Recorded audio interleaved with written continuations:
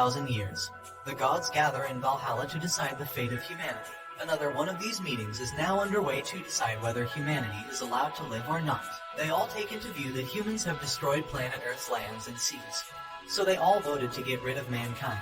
But just before the verdict was passed, one of the 13 Valkyrie demigods named Brunhilde has an offer for the gods. She suggests to solve the matter in a different way and proposes Ragnarok, a one-on-one battle between humans and gods. Each side selects 13 champions, and if humanity wins 7 of the rounds, the gods will give humanity another 1,000 years to live. All the gods laugh considering how much stronger they are to humans, but they end up agreeing with Brunhilde's idea. Brunhilde is the representative of humanity. She gets to choose 13 of the strongest humans out of the 7 million years of human history. Soon the great battle between humans and Ragnarok gods begins. The rules of the games are very simple.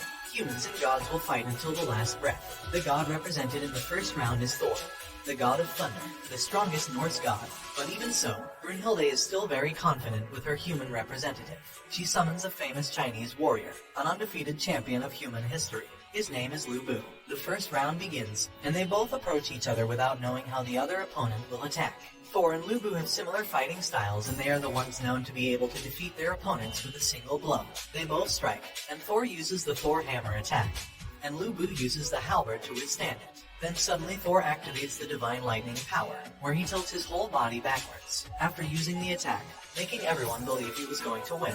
Lu Bu suddenly emerges from the fog, injuring Thor. The gods are shocked that a human weapon could even injure a god, but it turns out that before the match began, the 13 Valkyrie demigods all gathered together to create weapons for the representatives of humanity. The demigods transform themselves into weapons for humanity to use against the gods. They are known as divine weapons. Lu Bu is using the 4th Valkyrie known as Ragnarok, who possesses the power to break a god's armor. Lu Bu then uses the divine weapon to destroy Thor's glove armor.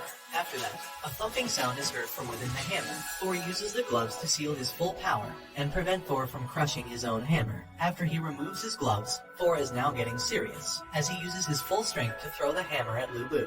But Lu Bu dodges it and counterattacks. After, the hammer returns to Thor, but once again he dodges it. However, the return of Thor's hammer is necessary, as he needs this to happen so he can activate the skill known as the Gerod's hammer. He uses the Gerod, and a huge explosion occurs. Then all the gods are stunned, as there should be no way Lu Bu would be able to survive. But Lu Bu blocks his attack.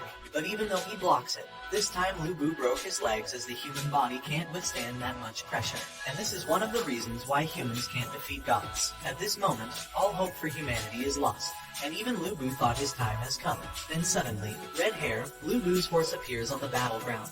He struggles because of his injured legs, but somehow manages to get on the back of Red Hair.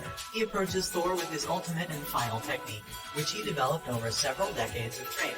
The crowd are cheering for Lu Bu as he goes in for his final attack called the Sky Piercer, while Thor throws the hammer with all his might. But Lu Bu's power is unmatched against a god, and Thor is shown victorious. However, even after being defeated, Lu Bu is still happy of the outcome because he finally challenged a worthy opponent. His army charge onto the battlefield and scream out at Thor to end them so they can reunite with their lord Lu Bu, now that he's gone. So Thor answers their wishes and they all get wiped out by the hammer. And now mankind is one step closer to extinction. Brunhilde, the representative of humanity, decides to summon the next human, who has a special code next to their name. This will be the champion in the second round. As he appears, all mankind recognize exactly who it is. He's the one who hates the gods the most throughout human history. It's the one and only original ancestor of mankind, Adam. Adam's opponent is Zeus, who is the god of gods. They didn't expect such a powerful god to participate in the second round, since the original opponent for Adam was meant to be the Indian god Shiva. But at the very last second he was swapped with Zeus, thus making Brunhilde very worried. Adam then enters the battlefield with confidence and doesn't care about who he's facing. Then Zeus appears with a very dominating aura, and uses his power to boost his physique.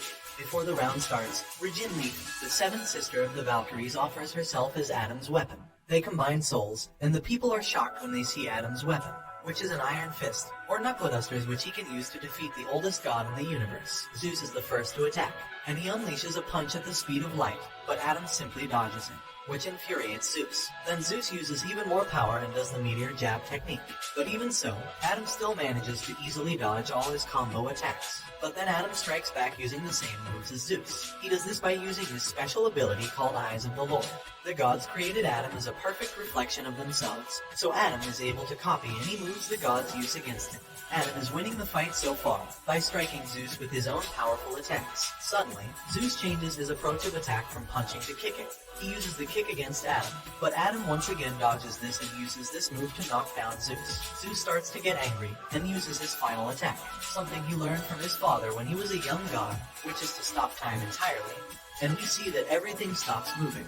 This is the divine power which defies all the laws of time. But to everyone's surprise, it was actually Zeus who got knocked down. Everyone is shocked after seeing the scene. Just now, Adam's divine reflection power is too great. Everyone thought this round ended with a victory belonging to Adam. And while humanity were rejoicing, Zeus all of a sudden stands back up, but in anger. Zeus starts getting serious, as for the first time in millions of years, someone has forced Zeus to bring out his final form, known as Adamas. But this form is limited as he can only be in it for 12 minutes. Zeus actively attacks, but Adam uses Eye of the Lord to copy him in this form, and uses Zeus's power to counterattack. It looks like Adam is going to be the winner, but Adam's eyes are starting to get overheated, because he's using the Eye of the Lord skill for too long. And for Zeus, every strike he does while in this final form carries an enormous amount of power. So Zeus is also having a hard time, because his body is starting to reach its limit of endurance. The spectator Loki notifies everyone that this is now a battle of time, to see whose power will run out first. After delivering another punch, Adam's eyes are now completely blind. Taking this opportunity, Zeus counterattacks his power. Adam tries his best to defend because he couldn't see anything, and Adam takes a massive hit from Zeus. While all of humanity is in despair, a voice calls out to Adam. And at the last moment, the father of all of mankind is still determined to protect all of his children.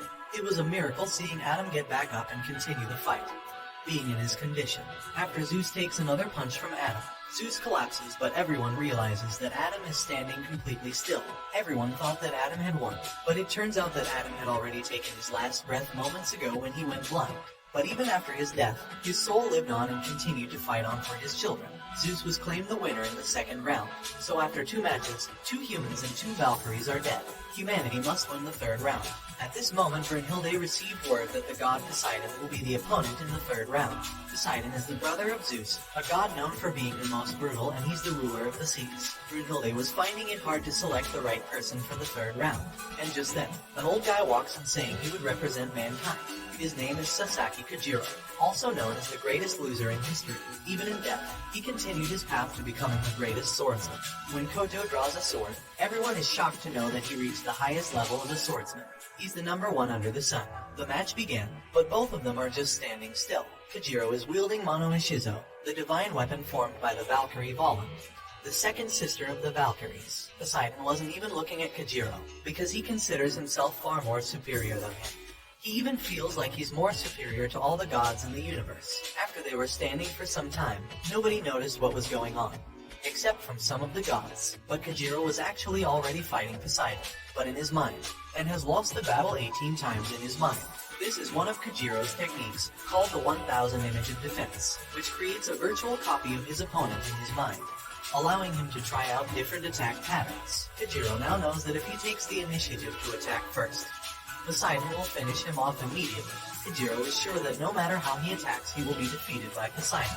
After a series of calculations, Kojiro still decides to strike first. According to the law of inertia, when slashing at 200 kilometers per hour, the sword will not be able to change direction. But Kojiro is different and uses a special skill called the Tsuben Gishi. After using Tsuben Gishi, Poseidon looks into the eyes of a human for the first time. He starts approaching Kojiro and unleashes multiple attacks, but Kojiro easily deflects them all in an instant.